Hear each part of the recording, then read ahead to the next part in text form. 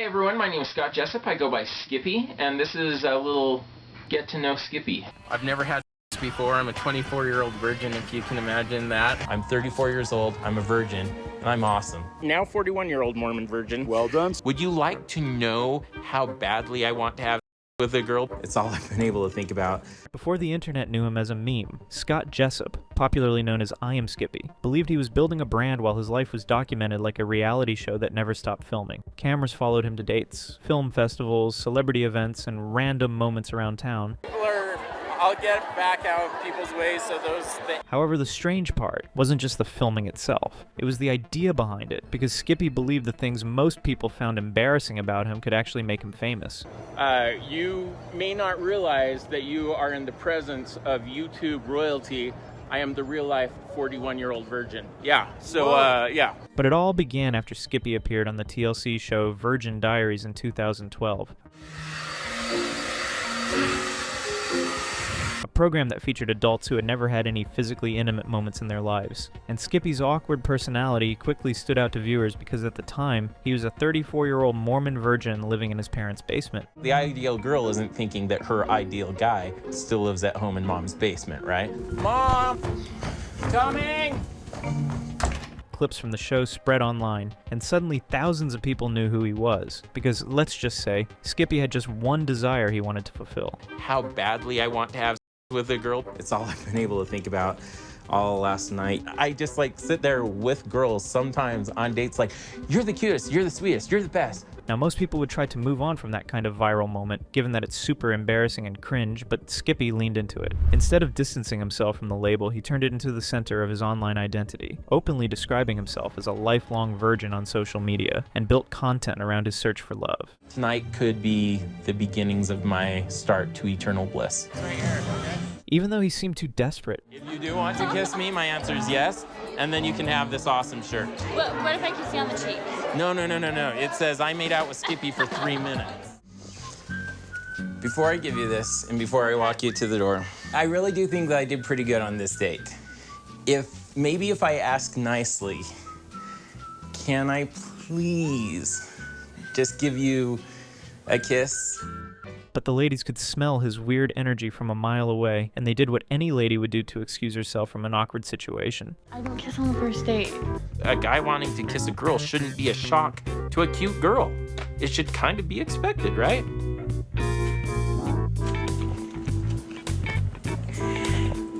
He got low-key aggressive when she wouldn't kiss him, and who was best to have as his wingman other than his own mother? Do you want to meet my mom? But in his needy quest to get laid and capitalize on his now growing fame of being a virgin in his 30s, Skippy also started promoting another strange identity, or what he proudly called a celebrity stalker. Now the word sounds alarming, but in his mind it meant chasing celebrities for photos, interviews, and quick conversations. For this reason, he attended events like the Sundance Film Festival, hoping to run into actors and directors while filming the entire experience. However, the results rarely look professional. Many of his videos show him awkwardly approaching celebrities with a camera, asking strange questions, or trying to squeeze into photos. The interactions often ended quickly with security or assistants stepping in, or sometimes he just gets instantly dismissed. Can you kindly confirm for my followers on YouTube that we are not the same person? Because I get told all the time we're twins. You can't. You're right. Thank you, Jesse. God bless My you. doppelganger. Next time, don't go to the back. But hey, at least some of the humble ones just played along, like Aaron Paul of Breaking Bad. Okay, so will you tell what just happened with us right here? I just met Skippy. You just met Skippy. And I'm very excited about it. Okay, I am very excited about it. Can you show this real quick? Okay. Nevertheless, Skippy uploaded those clips proudly, convinced that constant exposure around famous people would somehow raise his own status. And that belief reveals something important about his mindset. See, Skippy appeared convinced that visibility alone could turn him into a celebrity. If enough people recognized him, he believed success would eventually follow. And that idea pushed him to keep documenting everything, even moments that most people would quietly delete. Now this approach created a strange loop, because while the internet watched his videos because they were awkward, Skippy interpreted that attention as proof his strategy was was working, and so he doubled down. Skippy began treating everyday life like content. Grocery store trips, awkward interviews, celebrity encounters, and especially dating attempts all became episodes of the IamSkippy YouTube channel. He filmed constantly, often with little editing or planning, perhaps because in his mind this raw footage showed authenticity. Perhaps he believed audiences were watching a future celebrity on the rise. Chase, who's the best girl to kiss in Hollywood? And before we go further into the story, I need a small favor from you. I've started posting these deep dives on Spotify as well, so if you prefer listening instead of watching, or you just want to support me, make sure to follow me there. The link to my Spotify is in the description. But the internet saw something completely different. He really gives off a stalker serial vibe. People normally grow out of their weirdness in their teenage years. I'm sorry, Skippy, but this thing is deep-rooted into your very being. The way he treats Sundance like a zoo and the celebrities as an exhibit is really quite gross. Skippy is too broken to be fixed. Unfortunately, that kind of attention didn't stop him, and instead, it reinforced the idea that his personal life could be turned into entertainment. If being a virgin attracted viewers, he would lean into that identity. And if chasing celebrities brought clicks, he would chase more of them. And slowly, the line between genuine life and self-created spectacle started disappearing because once Skippy decided to document his search for love, the situation became even more uncomfortable. Specifically speaking, Skippy frequently recorded dates with women he had just met or barely knew. The camera was almost always present. Sometimes it was handheld, sometimes placed on a table, but it was there. While some had the confidence for the camera, some of the women looked confused about why their conversation was being documented so closely, even though they had just played along. Or as one commenter sarcastically put it, "You've learned the key to a woman's heart. Shove a camera in her face while she eats and tell her you're going to put it on YouTube. Works every time." But it gets even worse because Skippy often tried to impress his dates using what people online later described as love bombing. He brings gifts very early in the relationship, sometimes during the first meeting, including flowers, candy, small souvenirs, and other cheap presents. Okay. I have flowers for you. Oh, wow. Thanks, Scott. Now, giving gifts is normal in dating. However, the timing and frequency created awkward moments. Skippy sometimes treated these gifts almost like emotional currency, expecting affection or romantic interest in return. Unfortunately, that expectation rarely matched reality. I'm sorry, Scott. That's okay, we're still friends. The women tried to keep things casual, and because they both knew that Skippy had been dumped in the friend zone, the conversation became a little uncomfortable. Awkward end of the night hug. I'm just not sure. Yeah. Sure. Perhaps no. You sure it's okay? Sure, Scott. Okay. Thank you. But hey, at least he tried, right? I mean, rejection is better than regret. But all in all, I still feel pretty good. I mean, I'm still the best looking guy in the car. Unfortunately, these types of dates would expose Skippy's lack of social awareness in ways that made the entire situation even harder to watch, because he struggled with something most people learn naturally growing up, reading social cues. Specifically speaking, social cues are the small signals people give during conversation. Things like body language, tone of voice, or facial expressions help people understand when someone feels uncomfortable, bored, or ready to leave. But in many of Skippy's videos, those signals seem to fly right past him. For example, during interviews he filmed at public events like the Sundance Film Festival, Skippy often approached celebrities with a camera already rolling. The questions he asked sometimes sounded strange or poorly timed. Instead of asking about the film they were currently promoting, he might suddenly bring up old movies or random thoughts that had little connection to the event. Just right. Thanks so much, man. I really appreciate it. So I met you when you did SNL, but you were like busy walking in, but it was still so cool. And you were great on it that year also. Oh, awesome. We got Jeremy Renner, man. However, the real problem wasn't just the questions themselves. It was the way he handled the response. In several clips, the celebrity would give a short answer and clearly try to move on. But for Skippy, it seemed like a normal interaction, because he often uploaded the footage without editing out the awkward parts, which suggested he didn't see the problem. John, am I one of your favorite fans you've ever met? Sure? Okay, now you and I both love the Sklar brothers. I'm gonna try and post this on Randy's Facebook page. What would you want to say to Randy and Jason? Oh, hi. Yes. And you guys look remarkably similar. Unfortunately, that same pattern appeared during conversations with regular people too. When Skippy interacted with coworkers or dates, the conversations often followed a similar rhythm. Someone would make a polite comment, and he would respond with something much more intense or personal. For example, a casual conversation about hobbies could suddenly turn into him discussing long-term relationships, marriage, or his struggles with dating. Nevertheless, the other person might only be expecting small talk, because viewers noticed how often people tried to change the subject or laughed nervously when these moments happened. Do you have any feelings about anything substantive right now? Like, what's your... No? You're good? I'm just fine. All right, what's your name again?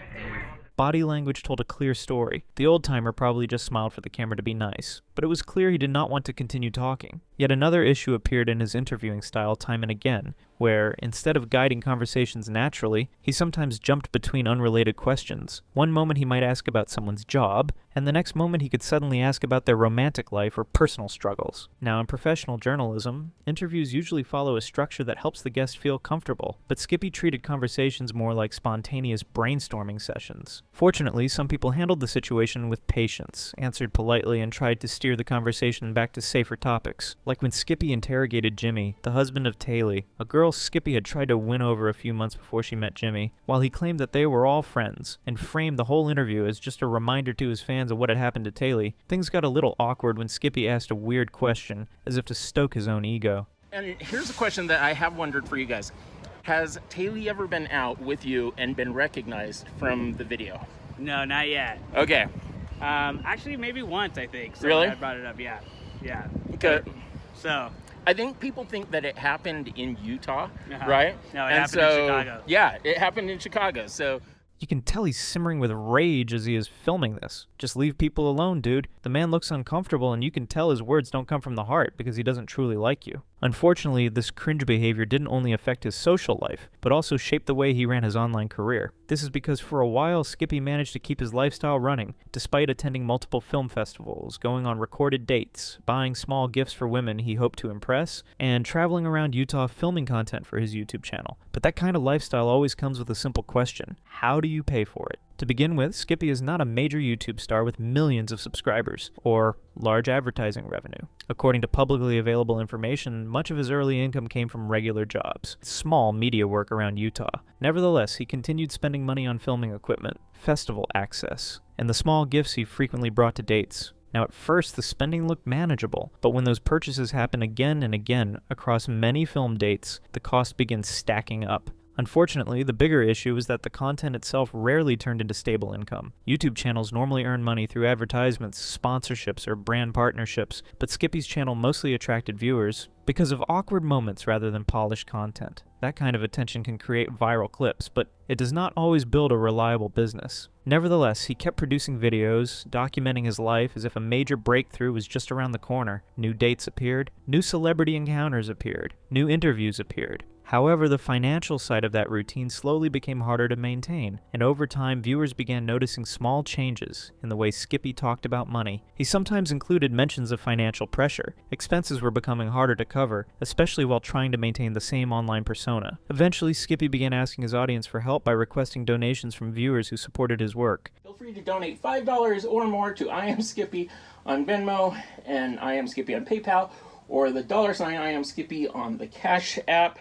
And with the message usually explained that continuing the channel required financial support. Now, crowdfunding is common online, and many creators use platforms like Patreon or donation links to support their content. Nevertheless, in Skippy's case, the situation looked different to many viewers. The donations were not funding large productions, documentaries, or creative projects. Instead, they often seemed tied directly to his personal lifestyle, filming dates, traveling to events, and continuing the same routine that had already struggled to produce income. Unfortunately, that created a cycle. The more attention his awkward content received, the more he believed the channel could eventually turn into a career. However, the financial reality suggested something else, because the lifestyle he was documenting did not have a clear path to sustainability, so he turned to begging. Or as he put it, according to my analytics, I am on target to make $216 from YouTube, so the only way for me to afford to do this currently is with the financial help of others until views alone can sustain it. As expected, he would get called out for this by a YouTuber named Jamari, and people agreed, or as one put it, Skippy needs to focus on himself for a good year and just get off this platform. This man has been in a midlife crisis for over a decade, but like any other person not wanting to take accountability for his own life, or at least try, Skippy did the one thing you'd expect.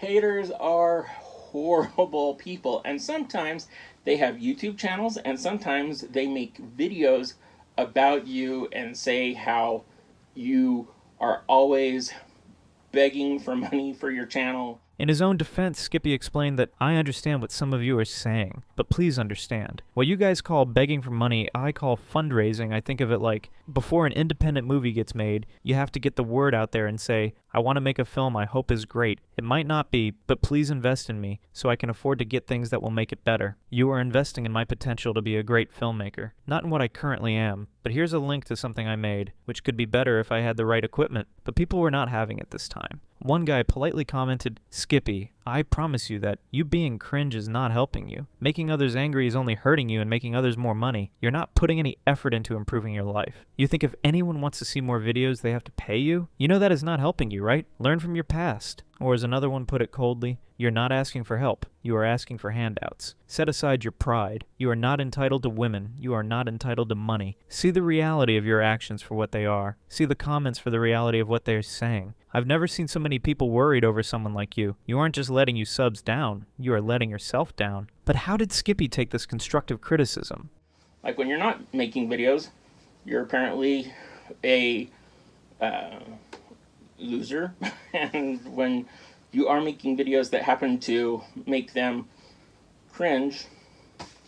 Anyways, so just generally speaking, I would say block the haters. But this pity me attitude did not work this time because people unloaded even more loads of truth. The problem isn't asking for money. Tons of YouTubers do that, but the reason people donate is because those YouTubers have demonstrated to their audience a commitment to growing their channel by consistently creating content, engaging with their audience, and showing growth both personally and professionally. You've had a YT channel for years now, and haven't displayed any long-term commitment to growing your channel, or even a desire to do so. We've given you so many ideas in terms of content and production. You've come up with some content ideas, but basically never execute them. You also haven't shown any interest in other ideas we've thrown out. Now, to be fair, most of these comments do not criticize him for having it a little tough. I mean, everybody gets bad days, but until someone takes accountability for their actions, they will keep getting the same results and call it fate. And this is where Skippy complicates things for himself, because on top of justifying why he asked for donations, he said, I have made a lot of mistakes over my life. If I was making money off of views, I wouldn't be asking for financial support so often. For people without mental health issues, you have no idea how tough it is to ask for support. Sadly, most don't ask for help and things get worse. I didn't make videos for months for a few reasons, and a major one was not being able to ask for help without feeling like even more of a failure than I already felt I was. So just asking for support to grow my channel is the same as asking for support to grow me. Perhaps if Skippy put the money he had already got to good use, he might have gotten a different outcome and he wouldn't be calling people who call him out haters. But are they really hating on him? Ain't no one hating. They're spitting facts, but you just can't take good criticisms and advice. Or as Gordon Ramsay would say, you're in denial. Yet it's not that he hasn't tried to make more money, at least in the past. See, Skippy attempted to launch a clothing line featuring his own face on shirts, hoodies, and hats. The idea in his mind was that people who followed him online would want to wear his image and support him financially. Unfortunately, the concept didn't exactly resonate. Customers were confused, friends were skeptical, and online reactions were mostly jokes at his expense. T-shirts here. Now, if you are a size medium, I'm going to put it here on this desk, and if you're a size extra large, I'm going to put, not desk, this table right here, and when they're gone, they're gone. But, so yeah, it has my face on it. I'm sorry about that. Nevertheless, Skippy pushed forward, convinced this would be his breakthrough.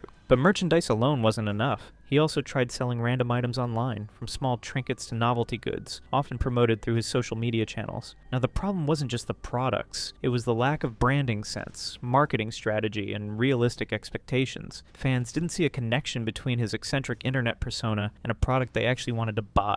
Nevertheless, he persisted. Posts urging followers to purchase his items became increasingly frequent, but sales didn't follow. Now, instead of looking like a budding entrepreneur, Skippy appeared desperate for money, which unfortunately only reinforced the internet oddball image people had already attached to him. Maybe he lost the will to keep trying, Regardless, people were fed up and did not care whether he called it raising funds or begging. They had had enough. Invest into getting a job, and social coach, please stop begging for money. But his inability to handle the truth only made things worse for him, because after years of filming dates, interviews, and awkward encounters, Skippy sometimes showed another weird side of him. Instead of meeting brand new people, he reached out to women he had dated years earlier. While this could be interpreted as reminiscing, these reunions often revealed something uncomfortable about how his life had developed. Specifically speaking, many of the women had moved forward. Some had built stable careers, others were in long-term relationships or already married, and a few had started families. Nevertheless, when Skippy met them again on camera, the contrast between their lives and his own situation became difficult to ignore. Now reconnecting with old acquaintances can be normal. People run into former classmates, co-workers, or dates all the time. However, Skippy often framed these meetings as updates to stories that had never fully ended in his mind. Unfortunately, the women usually saw things differently. In several conversations, the tone felt more like catching up with an old friend than restarting a romantic connection. It was like time had moved forward for everyone except him. Now, this pattern slowly created one of the most uncomfortable parts of the IamSkippy story. While the people he dated continued building new chapters of their lives, Skippy often appeared stuck inside the same routine he had filmed for years. The same style of videos, the same attempts at dating, the same idea that documenting everything might eventually lead to recognition. However, the world around him kept changing, and unfortunately for Skippy, viewers watching the footage could see the gap clearly. The conversations remained polite, and no one treated him with cruelty. Nevertheless, the difference in life progress was obvious. Many of the people he once pursued had moved into stable adult lives, while his online persona still focused on documenting every step of his search for love. Now, none of this made Skippy a villain. Loneliness and social struggle are common human experiences. However, the way he chose to broadcast those struggles online created a strange kind of public record. Years of personal moments, successes, awkward failures, and uncomfortable dates were all preserved on camera. And when those old connections appeared again, the footage showed something hard to ignore. Time had changed almost everyone involved, but Skippy seemed trapped inside the same story. Okay, walking out of underneath the bridge, the first minutes of Sundance 2022 for me. Got me and my friend. His entire business model relied on exposing everything he was doing, even if it probably was not paying the bills. And when he ran out of ideas, or just wanted to post something, he did not mind openly documenting details most people would keep private, such as his health. I am in the hospital room, preparing to go in for what is hopefully my final kidney stone surgery for the summer. Turns out in 2024, doctors found 2 stones in Skippy's left kidney, and because he has what he referred to as a horseshoe-shaped kidney to him, this meant that his kidneys are conjoined, so he always will get kidney stones. While this was a little more concerning and people genuinely hoped the best for him and hoped that he would recover, some genuinely believed that it was all his doing. I'm telling you, Skip, it's all that Mountain Dew you've been drinking. Or as another one put it, all those Klondike bars finally caught up. Regardless, posting his health status might be exposing too much about him, but it is not the cringe stuff he has posted for years. For example, on multiple occasions, Skippy has shaved parts of his beard. He doesn't shy away from commentary about it either, narrating the process while staring into the camera. Now, for someone trying to grow a following, this level of self-exposure is extreme. It blurs the line between personal diary and content, leaving many viewers unsure if they're supposed to feel concern, disgust, or curiosity. Nevertheless, this obsession with documenting his body and appearance seems to serve a deeper purpose. Skippy uses these updates to maintain attention online, keeping fans engaged with the minutiae of his life. Unfortunately, it also reinforces the perception that his content is desperately clinging to relevance, relying on shock or discomfort rather than skill or creativity. Now, as bizarre as these personal health updates are, they're not the only thing that highlights his struggles. In fact, these videos segue directly into his financial dependence, where he openly begs viewers for money, showing that both his personal life and his bank account are tightly intertwined with his online presence. Maybe because of this, he will never get to do the thing he's been desiring the most for decades, and maybe that is what keeps him simping for the women he is around. Amazing girl I've ever met, though.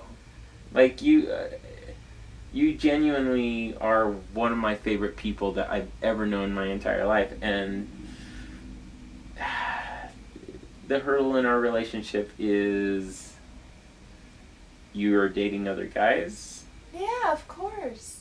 Whether or not his life remains the same or takes a dramatic change is all up to him. But until he makes something worth it with his life, he will always be remembered as the 40-year-old virgin creep on YouTube doing the same thing for decades and expecting things to change, which is pretty insane. But while the world watches how his life turns out, if you found this video helpful, or if you think Skippy still has a chance in achieving his goal and losing his virginity to the woman of his dreams, share your thoughts in the comments below. And if you want more deep dives like this, make sure to subscribe and check out the other videos on the channel.